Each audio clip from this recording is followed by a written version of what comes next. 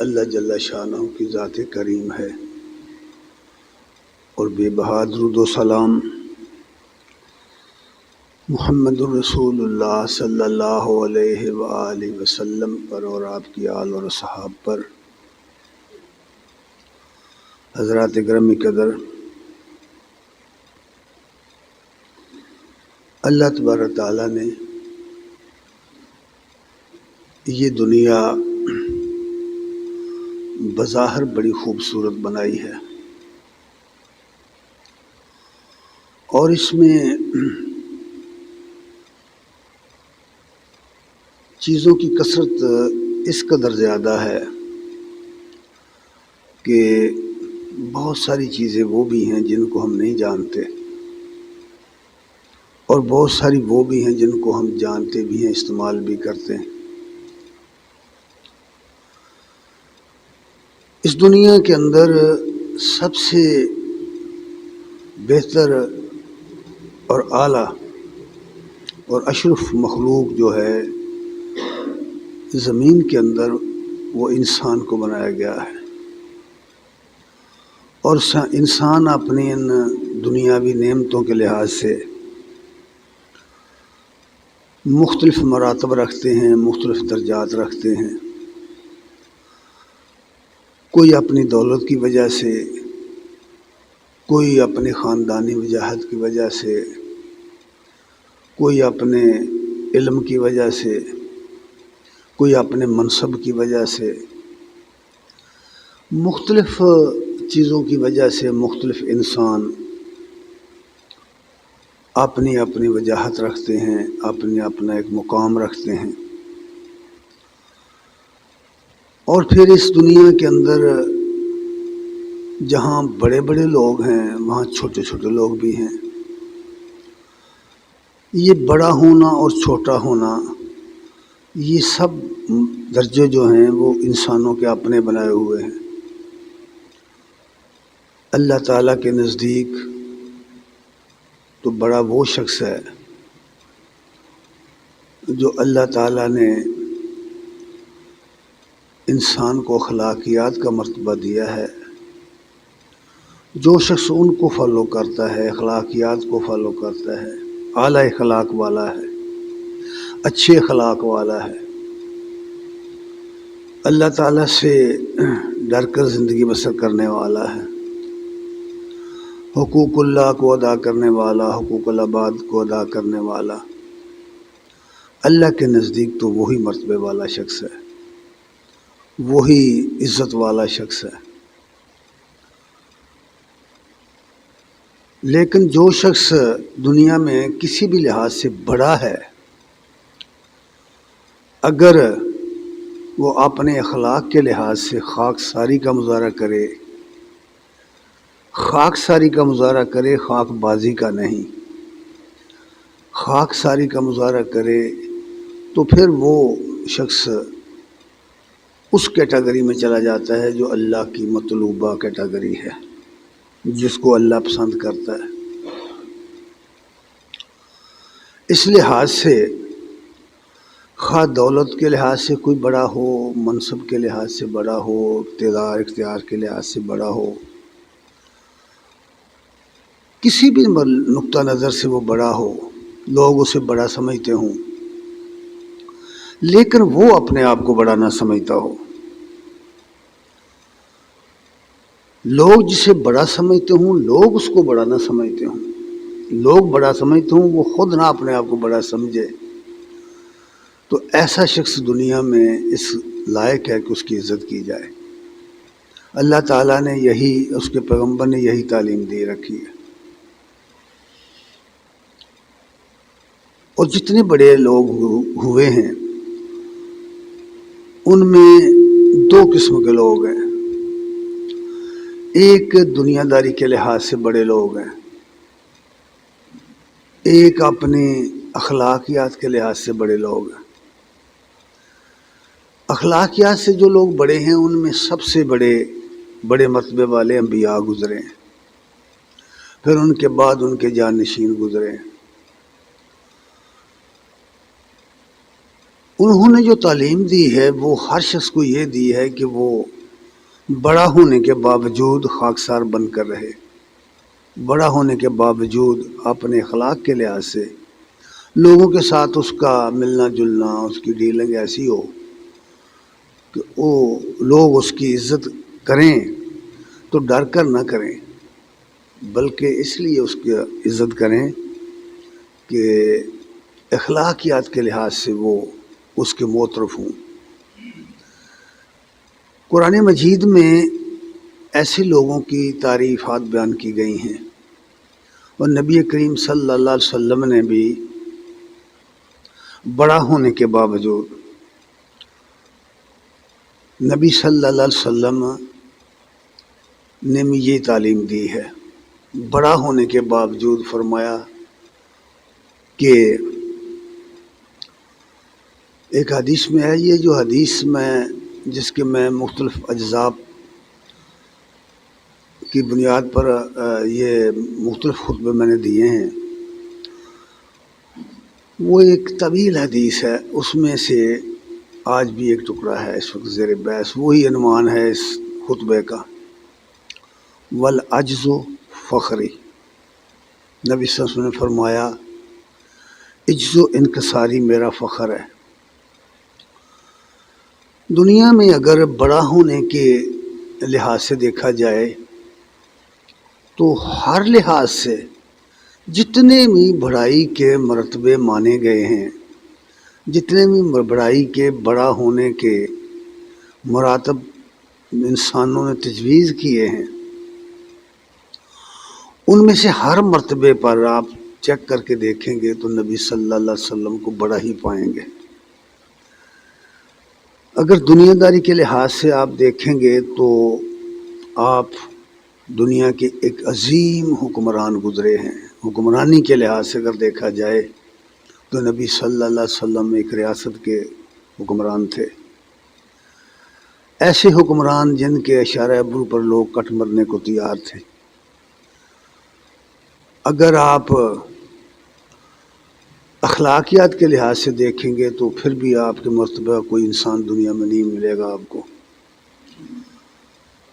اگر کسی بھی نقطہ نظر سے نبی صلی اللہ علیہ وسلم کی زندگی کا مطالعہ کیا جائے تو آپ کو ہر شعبے کے لحاظ سے بڑا ہی پایا گیا ہے اور بڑا ہی پائیں گے آپ، اور آپ کی عظمت کو تسلیم بھی کیا ہے، اپنے لوگوں نے بھی، ماننے والوں نے بھی، نہ ماننے والوں نے بھی آپ کو بڑا آدمی مانا ہے۔ لیکن اس کے ساتھ ہی آپ کا جو رویہ زندگی تھا، جو طرز زندگی تھا، اس کا حوالہ یہاں اس ٹکڑے میں دیا گیا ہے۔ آپ بہت بڑے تھے، بہت بڑے تھے، رسول اللہ صلی اللہ علیہ وسلم بہت بڑے تھے، ہر لحاظ سے بہت بڑے تھے، لیکن فرمایا کہ نہیں، میں ایک خاکسار ہوں، اس لیے فرمایا والعجز فخری، عجز و انکساری میرا فخر ہے۔ انکساری ایک ایسا عمل ہے کہ آدمی بڑا ہونے کے باوجود چھوٹے لوگوں میں، جن کو لوگ سمجھتے ہیں چھوٹے، چھوٹا تو کوئی نہیں ہے، چھوٹے لوگ سمجھتے ہیں، ان میں گل مل جائے، ان کے ساتھ انہی جیسا ہو کر رہے، ان کے ساتھ ملنے میں، ان کے ساتھ اٹھنے بیٹھنے میں انہی جیسا ہو کر رہے، تو اس کو انکساری کہتے ہیں، خاکساری کہتے ہیں۔ جو لوگ اس طرح کے ہوتے ہیں کہ وہ اپنے منصب کے لحاظ سے تو بہت بڑے ہوتے ہیں، اپنے علم کے لحاظ سے یا دولت کے لحاظ سے یا اقتدار کے لحاظ سے، لیکن اپنے دل کے لحاظ سے وہ انکسار المزاج ہوتے ہیں، اپنے آپ کو وہ بڑا نہیں سمجھتے۔ ایسے لوگ ہمیشہ دنیا میں مقبول رہے ہیں، آئندہ بھی جو شخص اس نقطے پر، اس نسخے پر عمل کرے گا وہ بڑا بن جائے گا، کیونکہ اس میں سکھایا یہ گیا ہے کہ اگر تم بڑا بننا چاہتے ہو تو لوگوں کی عزت کرو، پھر لوگ تمہاری عزت کریں۔ اور اس کا دوسرا رخ یہ ہے کہ جو شخص اللہ سے ڈر کر زندگی بسر کرے گا وہ لازماً خاکساری کی زندگی بسر کرے گا، انکساری کی زندگی بسر کرے گا۔ یہی حقیقت ہے جو قرآن مجید میں بیان کی گئی ہے، اور تعلیم کے نقطہ نظر سے، تربیت کے نقطہ نظر سے نبی کریم صلی اللہ علیہ وسلم نے لوگوں کو جو تربیت دی ہے وہ دو طرح کی ہے، کتاب کی تعلیم دی اور تربیت دی، وَيُعَلِّمُكُمُ الْكِتَابَ وَالْحِکْمَةَ وَيُزَکِّیہِم، اور ان کا تزکیہ نفس کیا، یعنی ان کو نفسیاتی لحاظ سے بڑا ہونے کے باوجود بڑا بننے کا خبط نہیں ہوتا، یہ بات یاد رکھو، بڑا ہونے کے باوجود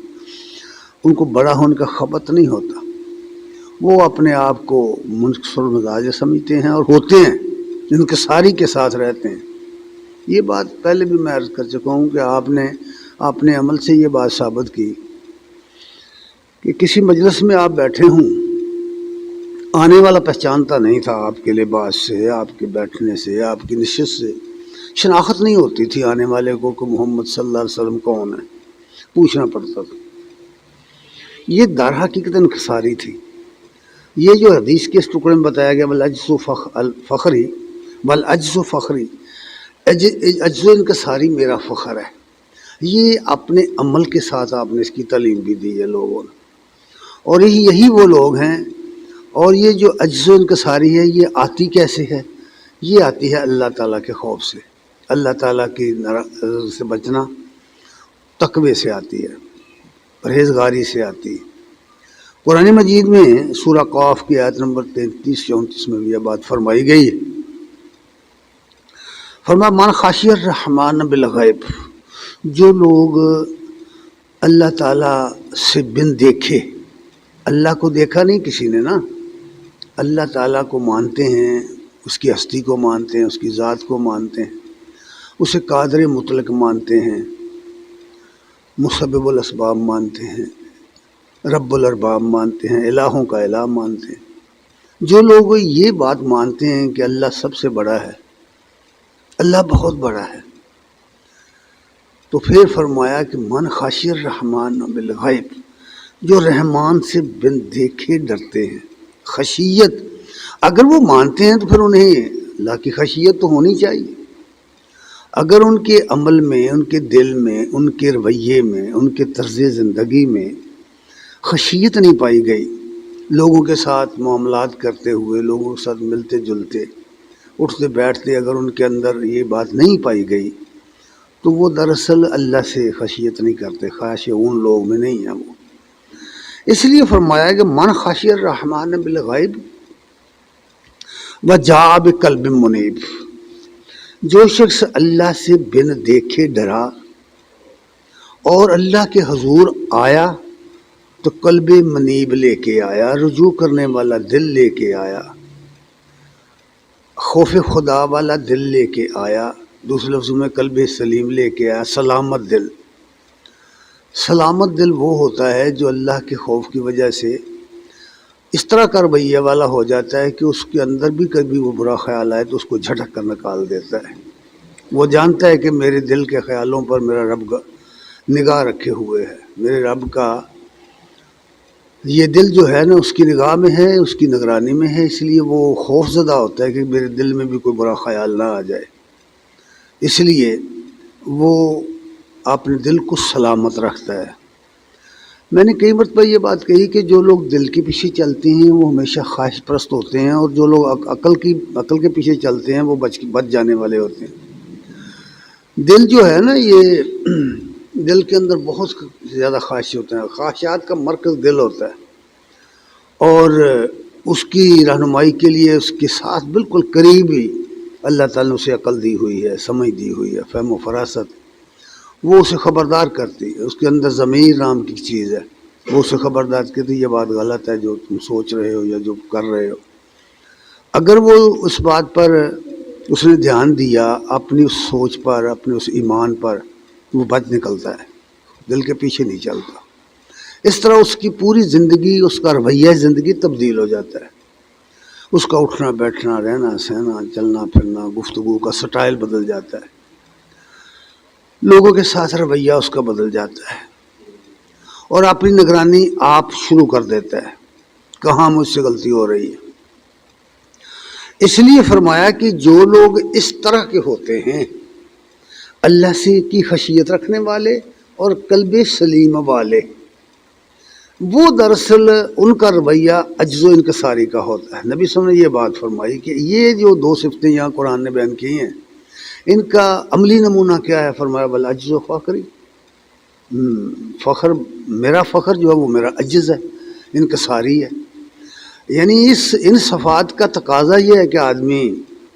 منکسر المزاج ہو، اس کے اندر ساری خوبیاں بھی ہیں، ساری نعمتیں بھی اسے حاصل ہیں، لیکن اس کے باوجود وہ اس نے رویہ اپنا جو بنا رکھا ہے وہ اللہ سے ڈرنے والا ہے، اللہ کے حقوق کو ادا کرنے والا، بندوں کے حقوق کا خیال رکھنے والا۔ اس لیے یہ بات فرمایا کہ جو لوگ ان صفات کے حامل ہوتے ہیں، اس طرز کے ہوتے ہیں، جن کی شخصیت اس طرح کا نمونہ بن جاتی ہے، قلب سلیم والے ہوتے ہیں، اللہ سے ڈرنے والے ہوتے ہیں، عجز و انکساری ان کا شیوا بن جاتا ہے، ان کے بارے میں فرمایا کہ انہیں اللہ تعالیٰ قیامت کے دن فرمائے گا ندخلوہا بسلام، سلامتی کے ساتھ تم اللہ تعالیٰ کی بہشتوں میں داخل ہو جاؤ۔ یہ رویہ زندگی دنیا کے اندر جو ہے اس طرح کا عجز و انکساری کا اور اللہ سے بندیکھے ڈرنے کا اور قلب سلیم کا رویہ، یہ ضامن ہے اس بات کا کہ وہ آدمی جنتی ہو جائے گا، جنت میں جائے گا، سلامتی کے ساتھ جائے گا، اور اسے کہا جائے گا کہ تم جنت میں داخل ہو جاؤ سلامتی کے ساتھ،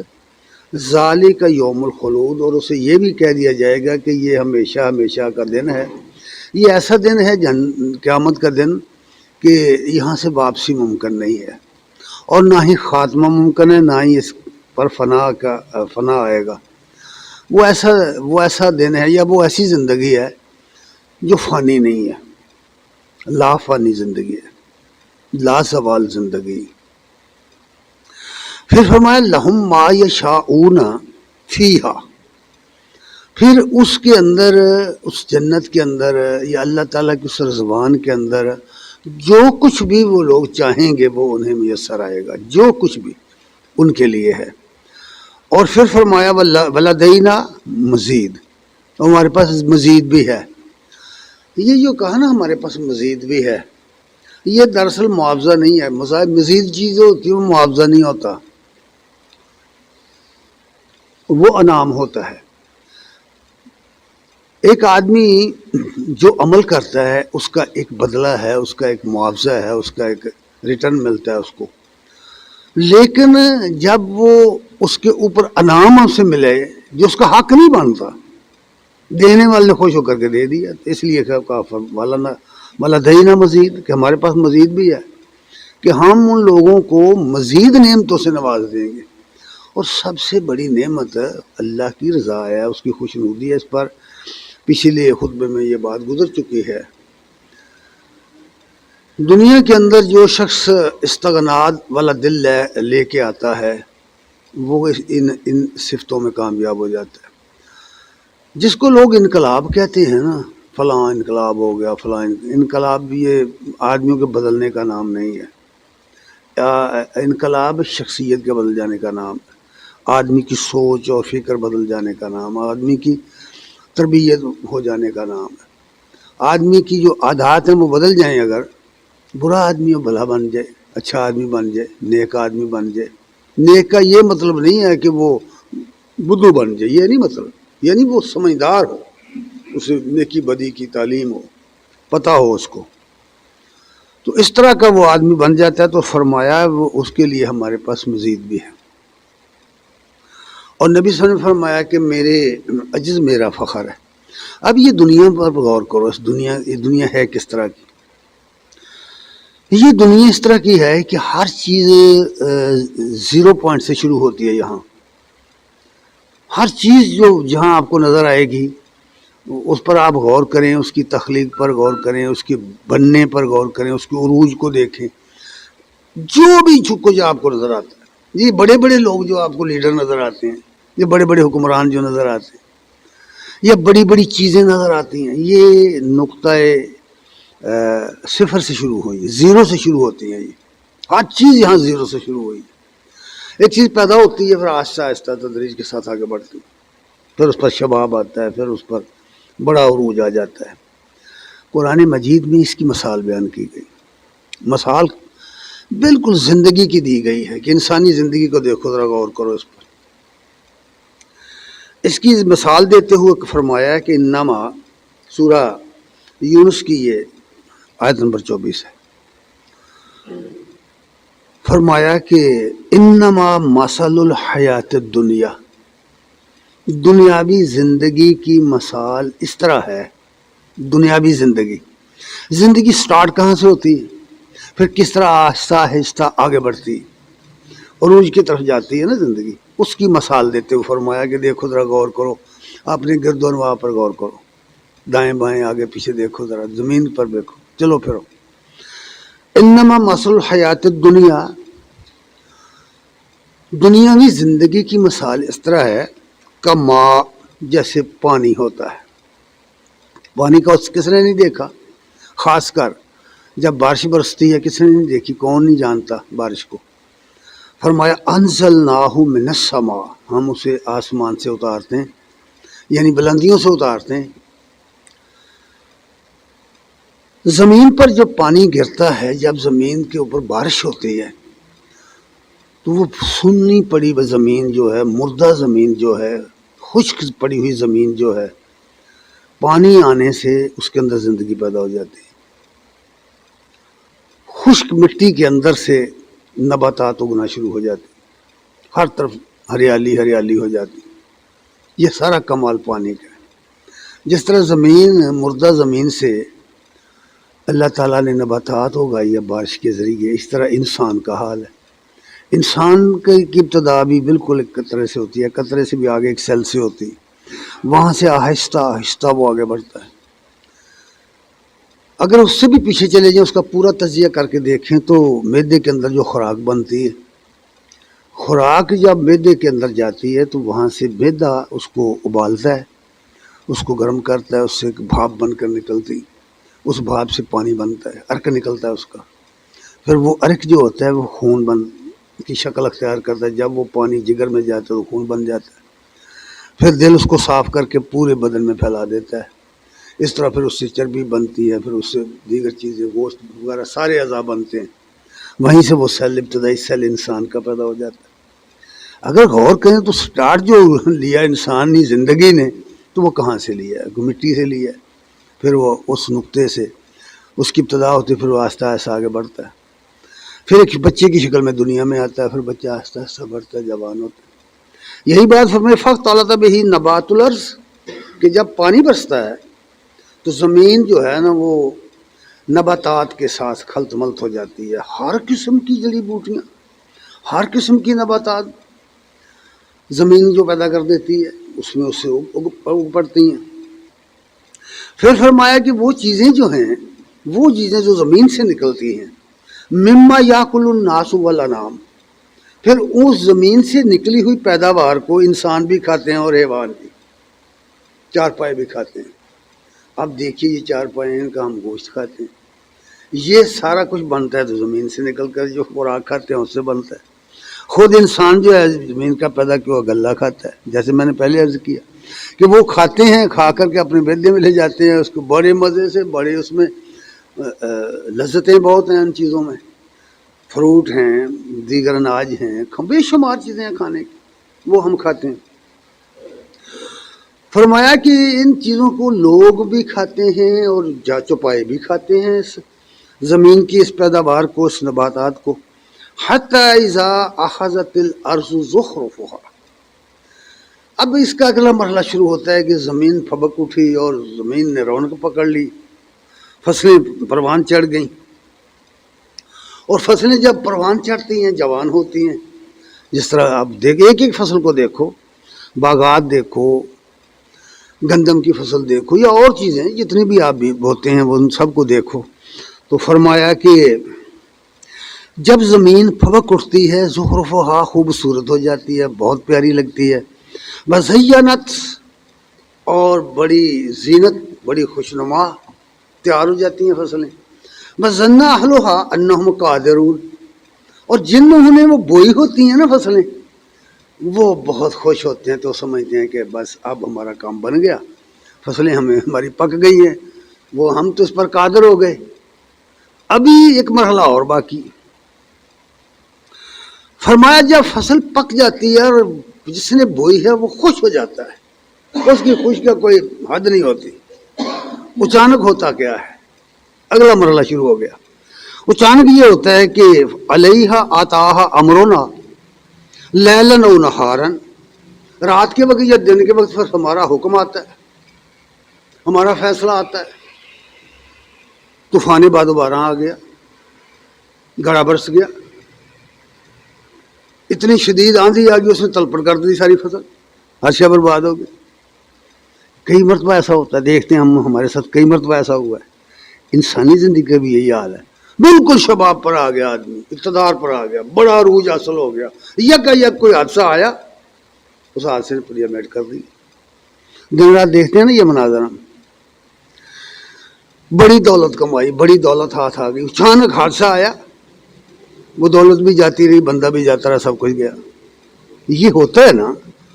بالکل ہماری زندگی کی جو مثال ہے، جو کچھ پیش آ رہا ہے نا ہمیں زندگی میں، اس کو بیان کیا گیا ہے۔ ایک طرف یہ فصلیں ہیں، ایک طرف خود انسان ہے، انسان بھی تو ایک فصل ہی ہے نا،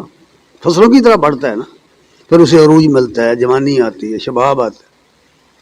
اور وہ سمجھتا ہے کہ اب تو مجھے کوئی چھیڑنے والا نہیں ہے۔ اس طرح اس کی مال و دولت میں بڑا اضافہ ہو جاتا ہے، اور وہ سمجھتا ہے کہ اب میں ہر کام کرنے پر قادر ہوں، جو چاہوں کروں، کوئی مجھے میرا ہاتھ پکڑنے والا نہیں ہے۔ اگر وہ سیاستدان ہے تو اسے اقتدار مل جاتا ہے، وہ اقتدار کی کرسی پر آ بیٹھتا ہے، اور اس وقت وہ سمجھتا ہے کہ اب تو میرا حکم چلتا ہے، میرے زبان سے نکلے ہوئے الفاظ قانون بن رہے ہیں، اور میرے ایک آرڈر پر دستخطوں پر آرڈر جاری ہو رہا ہے۔ اب سب کچھ بھول گیا ہے۔ فرمایا پر ہوتا کیا ہے، جب وہ سمجھتا ہے کہ میں ہر طرح سے قادر ہوں، اب سب کچھ پر قدرت مجھے حاصل ہو گئی ہے، اچانک علیہا تاہا امرنا لیلن و نہارن، رات کو یا دن کو اس پر اللہ کا عذاب پکڑا جاتا ہے، کوئی حادثہ پیش آتا ہے۔ فجعلناہا حصیدن، فرمایا پھر ہم اس کو بالکل ملیا میٹ کر کے اس فصل کو تباہ و برباد کر کے رکھ دیتے، اتنے اولے برسے میں کچھ بھی نہ رہ گیا، اتنی شدید سردی پڑی کہ ہر چیز جل گئی،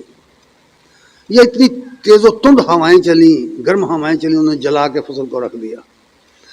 ایک طرف یہ فصلوں کی مثال دی، دوسری طرف انسانی زندگی کا ہے کہ اس پر حادثے آتے ہیں،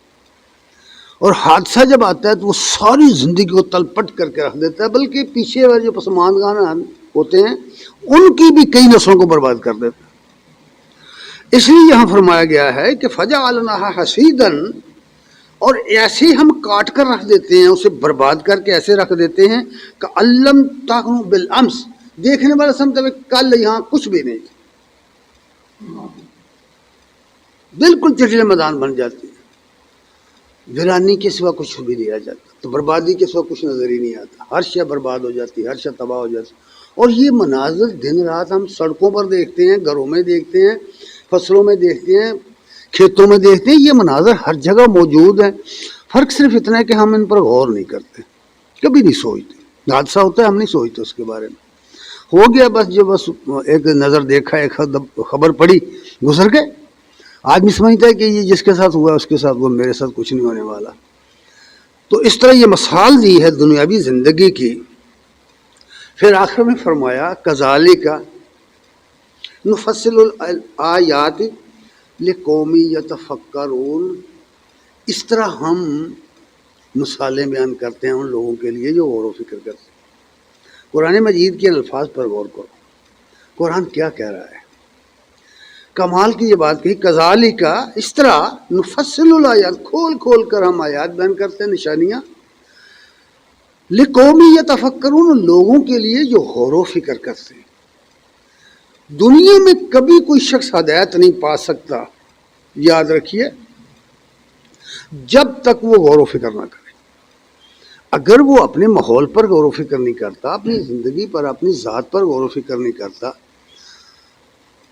غور و فکر کے بغیر ہی منصوبے بناتا ہے، بغیر ہی ان پر عمل کرتا ہے،